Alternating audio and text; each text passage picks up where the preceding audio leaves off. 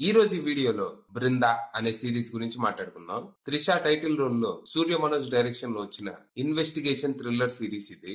ఈ సిరీస్ లో స్టోరీ ఏంటి, దాని మీద నా ఒపీనియన్ ఏంటి అనేది ఇప్పుడు తెలుసుకుందాం పదండి. ముందుగా ఈ సిరీస్ లో స్టోరీ విషయానికి వస్తే, ఈ సిరీస్ లో మన హీరోయిన్ బృందా ఒక పోలీస్ ఆఫీసర్ అన్నమాట.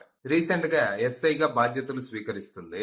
తను చాలా తెలివైన ఆఫీసరే, కాకపోతే సోషల్ ఆక్వర్డ్ అండ్ ఇంట్రోవర్ట్ అనొచ్చు. రోజు స్టేషన్ కు వచ్చామా, మన పని మనం చూసుకున్నామా, ఇంటికి వెళ్ళిపోయామా అంతే. స్టేషన్ లో ఎవరినైనా పలకరించడం గాని మాట్లాడటం గాని చేయదు. తన లోకంలో తను ఉంటది.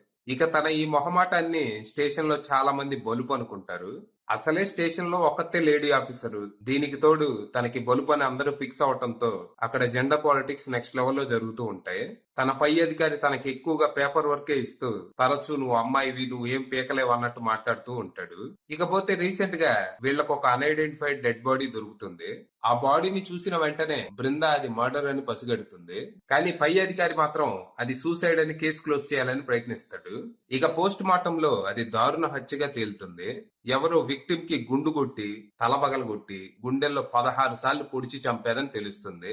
ఇంత కిరాతకంగా ఒక మనిషి ఇంకో మనిషిని చంపాడంటే అది ఖచ్చితంగా అయితే పగైనా అయి ఉండాలి, లేకపోతే సిటీలో ఎవడో సీరియల్ సైకో కిల్లర్ అయినా తిరుగుతూ ఉండాలని పోలీసులు అటుగా ఇన్వెస్టిగేషన్ స్టార్ట్ చేస్తారు.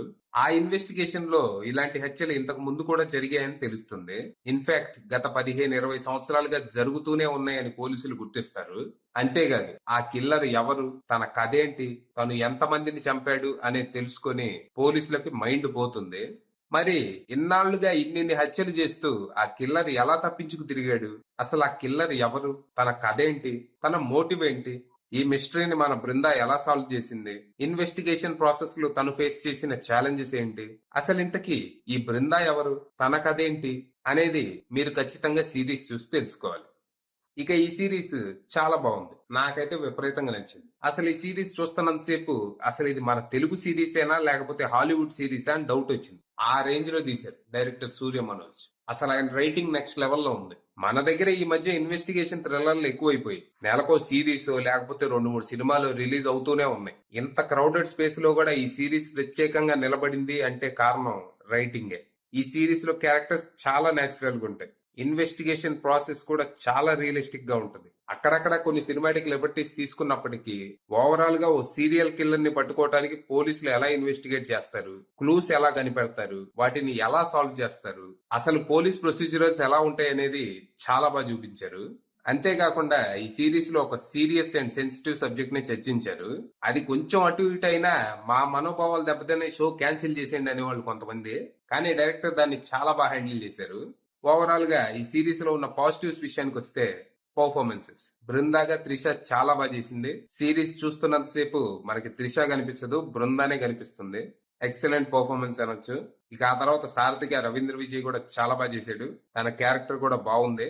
ఇక కిల్లర్ ఠాకూర్ గా ఆనంద్ స్వామి స్టాండర్డ్ పర్ఫార్మెన్స్ ఇచ్చాడని చెప్పొచ్చు.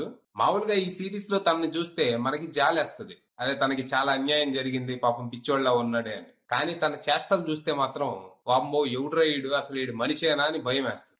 ఇక ఇంద్రజిత్ సుకుమారుడు కూడా మంచి రోలే పడింది. ఆ రోల్లో ఆయన యాక్టింగ్ కూడా చాలా బాగుంది. ఇక బృందా ఫాదర్ గా చేసిన జయప్రకాష్ గారికి కూడా మంచి రోలే దక్కింది. ఇక సిరీస్ లో మిగిలిన క్యాస్ట్ కూడా చాలా బాగా చేశారు. ఇక పర్ఫార్మెన్స్ తర్వాత cinematography and production values top notch ఉన్నాయి. ఇక ఆ తర్వాత శక్తికాంత్ కార్తిక్ అందించిన బీజిఎం కూడా అదిరిపోయింది. ఈ సిరీస్ కి one of the major highlights లో తన బీజిఎం కూడా ఉంటది. ఇక రైటర్ డైరెక్టర్ సూర్య మనోజ్ విషయానికి వస్తే, కుర్రోడు చాలా టాలెంటెడ్ గా ఉన్నాడు. తను రాసుకున్న స్టోరీ, స్క్రీన్ ప్లే, డైలాగ్స్ అన్ని చాలా బాగున్నాయి. మామూలుగా ఈ టైప్ సిరీస్ లో ఇప్పటివరకు ప్రపంచవ్యాప్తంగా చాలానే వచ్చాయి.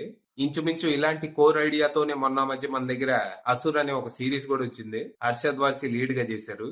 సో ఇలాంటి సిమిలర్ కథలు మనం ఇప్పటి వరకు ఎన్నో చూసినప్పటికీ ఆ తెలిసిన కథని కొత్తగా థ్రిల్లింగ్ గా ఎలా చెప్పాలి అనేది ఈ సిరీస్ ద్వారా చూపించారు సూర్య మనోజ్. ఇక ఈ సిరీస్ లో ఉన్న నెగటివ్స్ విషయానికి వస్తే, అక్కడక్కడ కొన్ని ల్యాగ్ సీన్స్. మేబీ డైరెక్టర్ తను క్రియేట్ చేసిన వరల్డ్ లో తను క్రియేట్ చేసిన క్యారెక్టర్స్ తో ఎక్కువ టైం స్పెండ్ చేయాలనుకున్నాడేమో. కొన్ని సీన్స్ అవసరానికి మించి సాగినట్టు అనిపిస్తాయి. ఇంతకు మించి ఈ సిరీస్ లో నెగటివ్స్ గా చెప్పుకోవడానికి నాకైతే పెద్దగా ఏం కనిపించలేదు.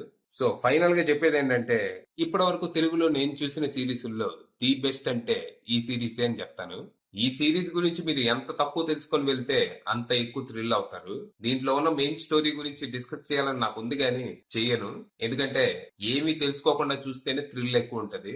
నేను ఈ సిరీస్ కి సంబంధించిన ప్రమోషనల్ మెటీరియల్ ఏమీ చూడలేదు, డైరెక్ట్ గా సిరీసే చూశాను. సో ఇన్వెస్టిగేషన్ థ్రిల్లర్లు, మర్డర్ మిస్టరీలు మీకు నచ్చిన జానరా అయితే ఈ సిరీస్ ని మిస్ అవ్వకుండా చూడండి. ప్రస్తుతానికి ఇది సోనీ లివ్ లో స్ట్రీమ్ అవుతోంది. మంచి కంటెంట్ కావాలనుకున్న వాళ్ళు అక్కడికి వెళ్ళిపోవచ్చు. అది విషయం.